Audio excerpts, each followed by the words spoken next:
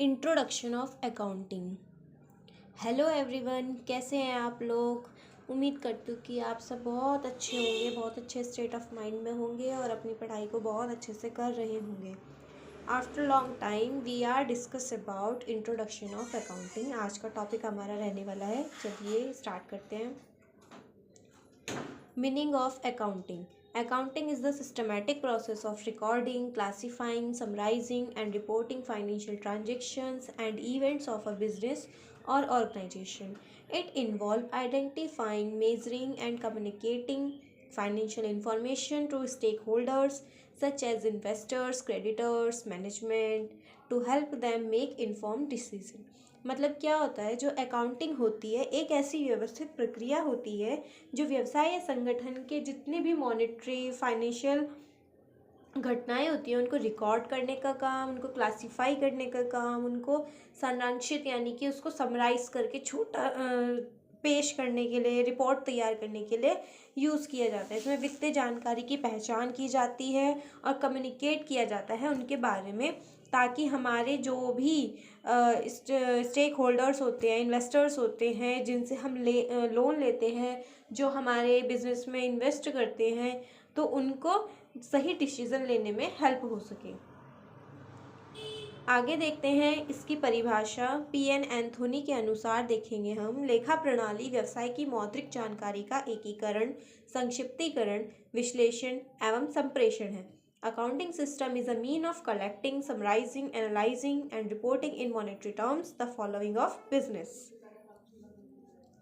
Characteristics of accounting, इसकी विशेषताएं देखते हैं क्या है।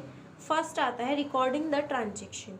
जितना भी आपके बिजनेस में लेन देन किया जा रहा है, पैसे से रिलेटेड कितना पैसा आ रहा है, कितना जा रहा है, क्या खर्च हो रहा है, सभी को रिकॉर्ड करना ज़रूरी है। अगर आप रिकॉर्ड नहीं करेंगे तो आपके अकाउंट्स तैयार नहीं होंगे। मेज़रमेंट ऑफ ट्रांजेक्शन, जितनी भी आप ट्रांजेक्शन कर रहे हैं उसका समय समय पे मेज़रमेंट करना ज़रूरी है, उसका मापन करना ज़रूरी है। क्लासिफाइंग द ट्रांजेक्शन, लेन देन का वर्गीकरण करना। अब जो भी आपका पैसा आया है गया है, आप ऐसे ही नॉर्मली नहीं लिख सकते हो, उसको क्लासिफाई करना पड़ेगा। एक तरफ आप लिखोगे कितना पैसा आया, एक तरफ आप दिखाओगे कितना पैसा हमारे पास से गया है। समराइजिंग द ट्रांजेक्शन्स, लेन देन का सारांश तैयार करना। अब पूरा का पूरा जितना भी प्रोसेस है उसको हम समराइज करते हैं। इन्वेस्टर्स होते हैं, इनको आप पूरा का पूरा अकाउंट्स नहीं दिखाओगे, आप उनको समराइज तैयार करके एक रिपोर्ट दिखाओगे। रिपोर्ट के बेस पे वो क्या करेंगे, डिसीजन लेंगे। Analysing and interpreting of transaction, transaction क्या पूरा का पूरा उसको जितना भी आपने लेन देन किया है, व्यवहार किया है, उसके बारे में उसका विश्लेषण करेंगे, यानी कि उसकी जांच करेंगे, उसका एनालिसिस करेंगे कि वो ठीक है या नहीं है, उसके बाद उसकी व्याख्या करेंगे। कम्युनिकेशन ऑफ फाइनेंशियल इंफॉर्मेशन, अब क्या होता है, जितनी भी वित्तीय जानकारी होती है उसके बारे में हमें बातचीत करना भी ज़रूरी है, क्योंकि अगर हम बातचीत नहीं करेंगे तो हमारा आगे इस इन्वेस्टर्स को और हमारे डेप्टर्स को, स्टेक होल्डर्स को हमारे बिजनेस में जितने भी ट्रांजेक्शन्स हो रही है उसके बारे में कुछ भी पता नहीं लगेगा। तो हम क्या करेंगे, उसके बारे में कम्युनिकेट करेंगे।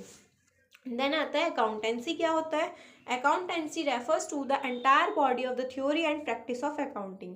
जितना भी हमारा लेखांकन किया जाता है, अकाउंटिंग की जाती है, उसको एक थ्योरी के तरीके से और एक प्रैक्टिस के तरीके से, मतलब पूरे सिद्धांत क्या लगने चाहिए, उसमें फॉर्मूलाज क्या लगने चाहिए, रूल्स क्या लगने चाहिए, सभी का एक संपूर्ण ढांचा है, सिद्धांत और व्यवहार से संबंधित होता है। इसी को हम अकाउंटेंसी कहते हैं। आप जो पढ़ते हैं वो आप अकाउंटेंसी ही पढ़ते हैं। आज के टॉपिक में हमने ये देखा अकाउंट क्या होता है। अगले टॉपिक में हम बुक कीपिंग के बारे में देखेंगे। Thank you.